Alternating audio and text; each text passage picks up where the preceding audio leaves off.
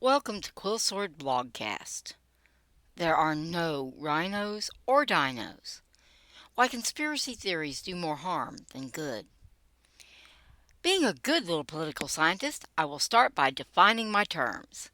Conspiracy theory. Any supposition, hypothesis, theory, or other firm conviction that is maintained despite any and all evidence or logic that might lead to a contrary conclusion. The astute among you will have noticed that by this definition, virtually anything can be a conspiracy theory. The really observant will have realized that the definition doesn't care if the conviction is correct or not. It's the irrational level of clinging to the idea that makes it a conspiracy theory. You, my dear reader, hold conspiracy theories. We all do. Some are a necessary part of life. I couldn't care less if the planet is a dumpy spheroid, as I believe, a perfect sphere, or a floating frisbee shape. Literally, I do not care. I only care that the guys navigating planes and ships believe in some form of geospherical shape, because they will get people killed trying to navigate based on what direction the elephants holding up the planet are pointing. If you want to waste your time and energy arguing about the shape of the planet, go for it. I got other fish to fry. They may not be more important or even better fish, but they are mine. You fry yours.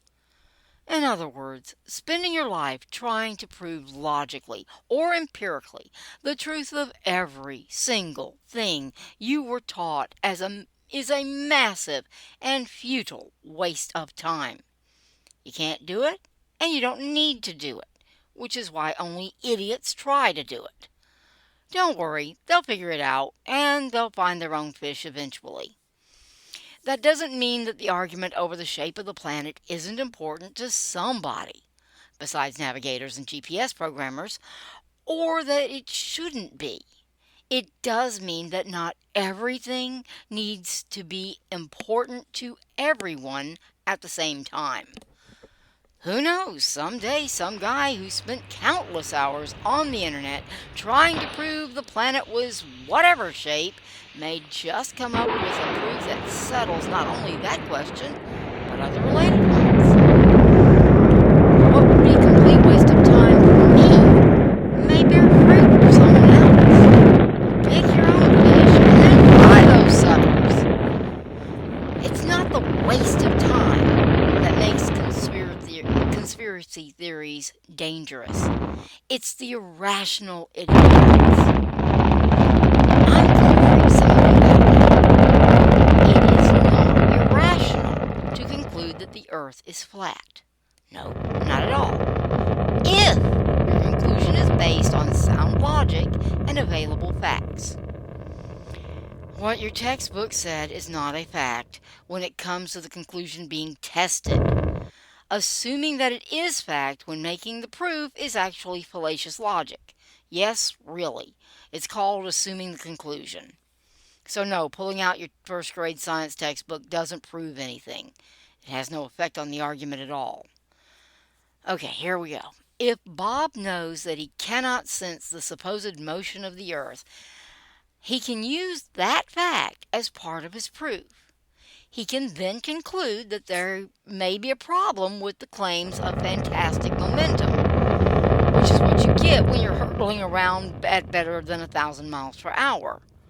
He can then rationally conclude that the earth being flat is a better explanation of his observation. This is perfectly sound logic. And before you start yelling at your computer, I already stated that I think the planet is a dumpy spheroid. So Bob's logic is sound, but I think his conclusion is false. Yeah, that's the dirty little secret of good logic. Logic doesn't assure a correct conclusion. Good logic just gives you a much better shot at reaching a correct conclusion. Bob's conclusion is based on a solitary fact, but the Earth's curvature is observable and not just at the beach. Any long, straight stretch of water will do. The water provides a level. Sighting points leveled from the water should all line up perfectly on a flat planet. But they don't.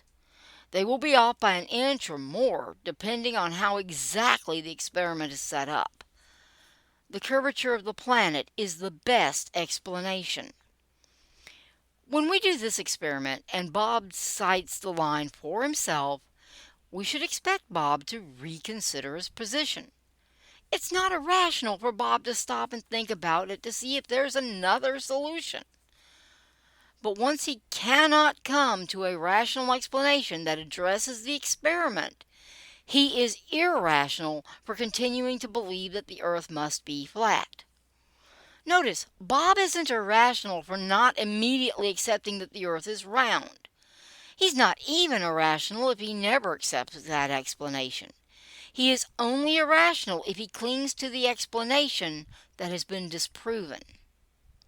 If Bob wants to believe the earth is flat, let him. I guarantee you that you personally are clinging to at least one irrational belief. All humans do that. Yours may be the conviction that grilled hot dogs are dangerous to your health. It's not irrational because others don't believe it, nor is it irrational because studies disproved it. It's only irrational when you choose to believe it in utter disregard for the evidence. It also doesn't matter. Hot dogs are good boiled too. Heck, you can bake them if you want. More tasty grill marks for the rest of us, and you get to sleep soundly. Pick the fish worth frying. The problem occurs when we have irrational beliefs about things that do matter. Real conspiracies are rare. Abortive ones are a dime a dozen, but real, actual, functioning conspiracies are about as common as hen's teeth. For you city folks, chickens don't have teeth. Really, you can see for yourself. Beak, no teeth. They do have a gizzard. A gizzard? Oh, imagine you're filling your tummy with rocks, swallowing everything whole, and then using your stomach muscles to grind up your food on the rocks. Glad you're not a chicken now, aren't you? And using your stomach as a gizzard would probably be easier than forming a true conspiracy. Come on, ladies, you know how long do secrets survive? 10 minutes if you're lucky? We all went through elementary school and know exactly how easy it is to figure out who you can and who you cannot trust with your secrets. I'll try the gizzard thing over having to do that again. Conspiracies need more than two people to actually do anything 99.99% of the time. So to get the conspiracy off the ground, you have to find people with the connections or skills you need and figure out if you can trust them. One mistake and your conspiracy is being discussed at every restaurant in town. Adding duress, threatening people, only helps so much and only if you have the means to actually carry out your threats. Otherwise, you'll be hearing about your conspiracy on the 6 o'clock report. Every person comes with their own reasons. You may think you have them convinced, but cash has a way of swaying agencies. It's easier to do this openly than in the conspiracy. Unless you are a criminal, of course. But if it ain't illegal, start a foundation. Some other true believers will happen along and you're off to the races. Like I said, true conspiracies are rare. But the belief in the existence of political conspiracies is rampant. Here's the thing. A lot of things that make people think conspiracy are simply opportunism. Politicians, the political class, and a host of others may not even be interested in joining some grand and likely to get them into trouble conspiracy, but they are perfectly willing to jump on any passing gravy train. Opportunists are much easier to come by than conspirators, and often much easier to motivate too. Now that doesn't mean that there are no bad actors. There are plenty.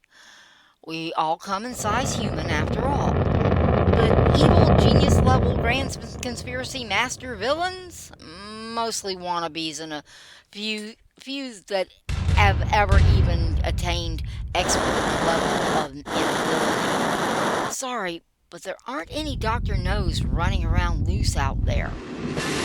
But look at all the connections. Would opportunism look any different? Opportunists have to have connections just as conspirators do. Opportunists have greater options for getting out of whatever mess blows up in their faces. There are a lot of more benefits to opportunism than conspiratorial enterprises. Basically, assume opportunism before conspiracy. Conspiracies exist, but 99% of what are assumed to be conspiracies are groups of activists swarmed by opportunists. Mistaking one for the other means you will waste time, effort, and resources combating the wrong thing the wrong way, which is one of the greatest dangers of conspiracy theories. Trying to defeat the conspiracy when it's just a bunch of loosely connected groups pursuing somewhat similar goals will make you waste a ton of time trying to prove something that wasn't true to begin with and going after the small fry and anomaly involved rather than those who actually are the bad actors. The other big danger is the one I just hinted at, attacking the innocent or even allies. This is part of what you're seeing in the extreme leftist wing of the Democrats. If it isn't exactly like them, it must be the enemy. Cancel it. Worse, what exactly defines this group? Depends. Is it Tuesday and are we playing Fizbin? This group is so volatile that the rules change constantly. Not only can you not keep up, neither can they. Yeah, it's fun to snicker at the blue-haired crazies. When they are attacking everyone in sight, they are hard to feel sorry for and easy to condemn. But they aren't unique. Heck, they aren't particularly special. I mean, sure, it's unusual for a major party to let the crazies take over like that, but it's hardly the first time. America often sorts things out over beer and bar fights. This may not be our best plan. Just saying. Translation: be careful. The monster you fight today may turn out to be you tomorrow. Populism is not up for its first win. This is number 3, I think. Maybe 5, depending on just what you're counting. The great thing about populism is that it is about the people. The problem with populism is that those same people can be their own worst enemies, especially as populists start coming into power. That's when they find out that no, not everyone was on the same page. Good grief, why would you expect millions of people to all agree on absolutely every point? They can't. Finding that out as you gain power is a powder keg. Figure out the main things, the central values, and use those and those only as litmus tests. Oh yes, groups and movements need litmus tests. It's when no one knows what the rules are that the tests become useless. Example: I'm a strong conservative. I'm a believer in the idea behind populism. I've also been pro-gun control since before most of your parents were born. But conservatives are gun nuts. Well, if you count the Mark 6 16-inch 45 caliber guns on South Dakota class battleships, I suppose I am too. But as a kid, I got shot at by one too many jackasses out in the woods to believe that all gun owners are responsible. What defines modern conservatism? Is it issues or values? Because we're doomed. That's what's killing the Democrat Party right now. If it is values, then we have a shot. We can agree on the important stuff and squabble about the rest when we have the time, which is not now. Look, the Republican Party is being reformed right now. What it means to be a Republican will be decided rather over the next few years. Until that happens, there are no rhinos. The party was gone. The party that it was is gone. So what it will be going forward is yet to be determined. The Democratic Party is near collapse, and frankly, they haven't had a coherent platform in a decade. Kind of hard to have a litmus test when you have no idea what the standard is. Nope, no dinos either. The choice is what battle to pick. Are we going to fight over the weeds or the crops? The important, unimportant, or the important? Fighting over the little stuff before you have power will affect the big stuff, rather, is a great way to ensure that you never have that power. Most political movements end by shooting themselves in the foot. Is America first about isolationism or saving this country from losing her way? If it's about saving the country, count me in. If it's about playing ostrich, I'll pass. Is populism about majority rule or the tyranny of the majority? I'm all in for the first, but I'll fight you on the second. Globalism isn't a world conspiracy. Oh, it's real enough, but it doesn't seem as real. It's just the idea that if the world's nations can safely trade with each other, the U.S. doesn't have to rescue everyone from yet another world war. The global government thing is a real proposal, and it's also really stupid. It was making headway a few years ago, but Russia kind of slaughtered the poor thing. For now, bad ideas do have a way of coming back. No, it's not stupid to be concerned about those things or to oppose them. It is irrational when you do so despite the evidence to the contrary. That's what makes them conspiracy theories. Populism has a long history of getting close to power and promptly shooting itself in both feet. How about we skip that one this time? Figure out the important stuff like valuing democratic republicanism, liberty, the rule of law, freedom of religion, freedom of speech, and the rest of the values that made America great, and fight for those. Build a party and a movement on the very best foundation you can. We can squabble on the little stuff later. Plenty of time to hash out all the details after we've won. Like Larry Elder says, we've got a country to save.